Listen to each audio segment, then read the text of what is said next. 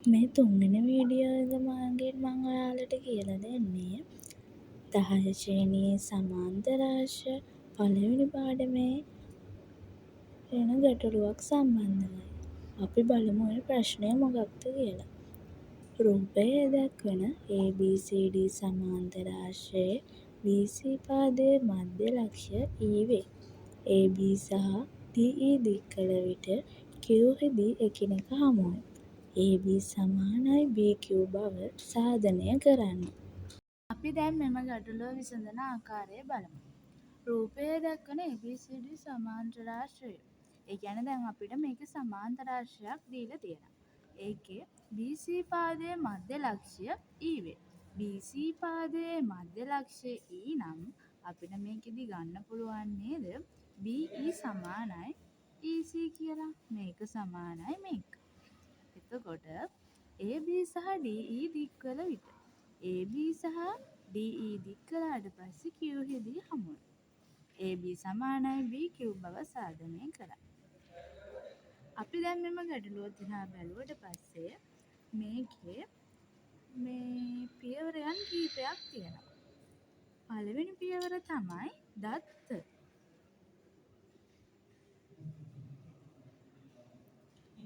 දත්ත විදියට ලියන්න ඕනේ අපි මොනවද?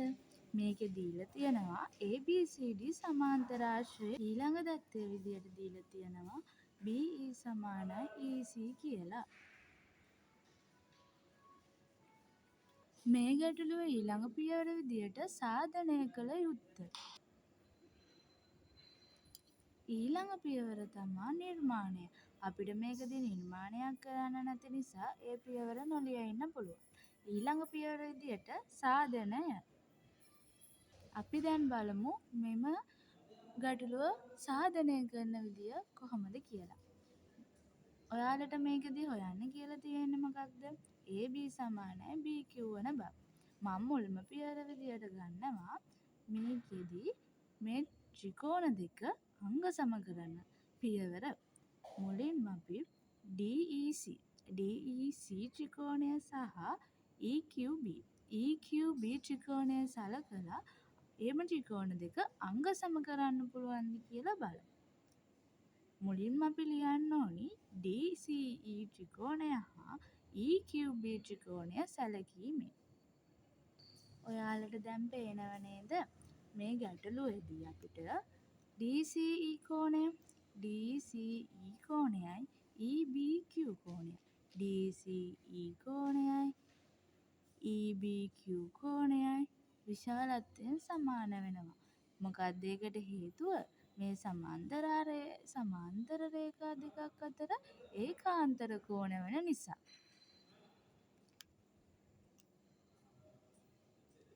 අපි ඊළඟ පේළියේදී ඒක ලියාගනිමු. මොකක්ද ලියන්න තියෙන්නේ? DCE කෝණය සමානයි EBQ කෝණය බව. ඒකට හේතුව මොකක්ද?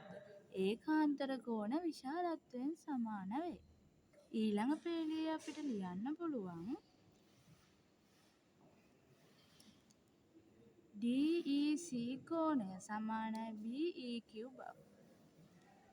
DEC කෝණය සමාන වෙනවා BEQ කෝණයට. මොකක්ද ඒකට හේතුව? ප්‍රතිමුඛ කෝණ විශාලත්වයෙන් සමාන වෙන බැව්.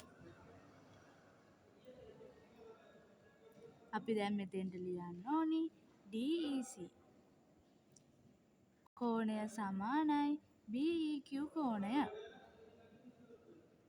මොකක්ද ඒකට හේතුව? ප්‍රතිමුඛ කෝණ විශාලත්වයෙන් සමාන බැව්. ඊළඟ தත්ත්වය විදියට අපිට දීපු தත්ත්වය ගන්න පුළුවන්. අපිට ප්‍රශ්නේ දීලා තියෙනවනේ CE සමානයි EB කියලා. CE සමානයි EB හේතුව දත්තය. ඔයාලට දැන් පේනව නේද? මෙම ත්‍රිකෝණ දෙක කෝණ දෙකක් සමානයි. පාදයක් සමානයි. එතකොට කෝකෝපා අවස්ථාව යටතේ අංග සම වෙනවා. මේ අංග සම වීමට හේතුව මොන අවස්ථාවද? කෝකෝපා අවස්ථාව.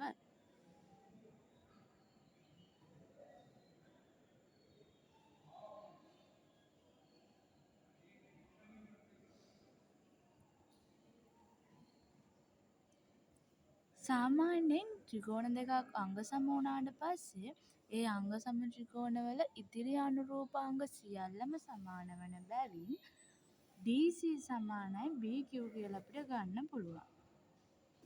අංග සම ත්‍රිකෝණවල ඉතිරි අනුරූපාංග සමාන බැවින් DC සමානයි BQ කියලා අපිට ගන්න පුළුවන්. ඒ වගේම ඊට පස්සේ DC සමානයි DC පාදය සමානයි AB පාදය වෙනවා. මොකක්ද ඒකට හේතුව? ඒකට හේතුව වෙන්නේ සමාන්තරාශ්‍රයක සම්මුඛ පාද විශාලත්වයෙන් සමාන වන බැවින්. එහෙම ඊට පස්සේ එම හේතුව නිසා අපිට සාධනය වෙනවා AB සමානයි BQ වන බව.